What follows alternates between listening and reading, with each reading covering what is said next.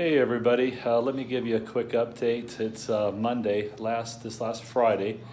I went in to see my podiatrist, and I got a good to go to return to the trail to hike.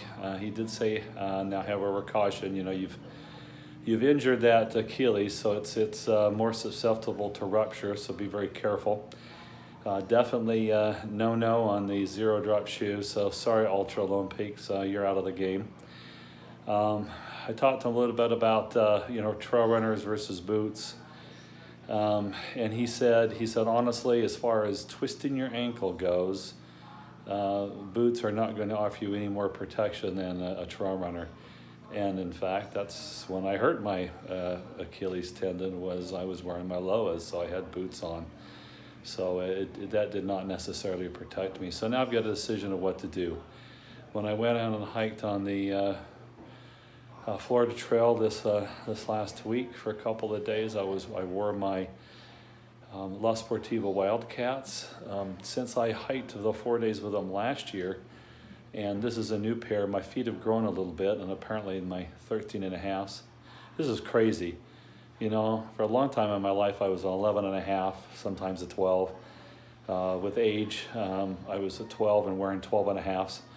When I went on the trail, I was kind of a 12 and a half. I rode 13s, and out on the trail, I needed to go 13 and a half, and now they're continuing to spread. And Dixie has the same issue. She went back out on the trail wearing the shoes that she got off the trail with, and they were too small, caused a lot of problems. So I'm trying to avoid that.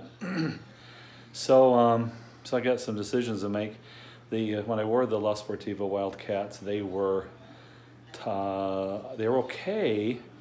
But I noticed that the tip of my big toes were going numb, meaning I was banging them.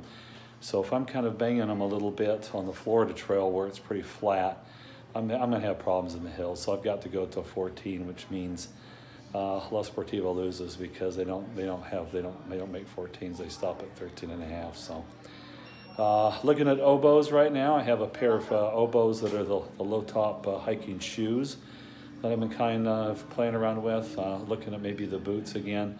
I've got to tell you,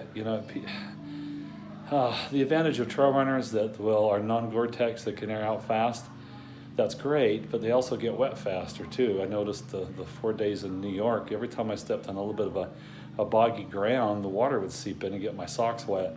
So I was hiking with wet feet all the time, and honestly, I don't like that. Eventually you're going to get in a rainstorm and the boots are going to get wet. You're going to get water in them, and you're going to start sweating and you're going to get some water in them. But that was happening less than what it was with me walking with wet socks by stepping on little puddles and little boggy moist ground. So I might go back to a Gore-Tex boot. So might not be Loas though. I do like my Loas, but I did have some problems with them delaminating. Been looking at some reviews online, and they're continuing to have that problem with the toes delaminating.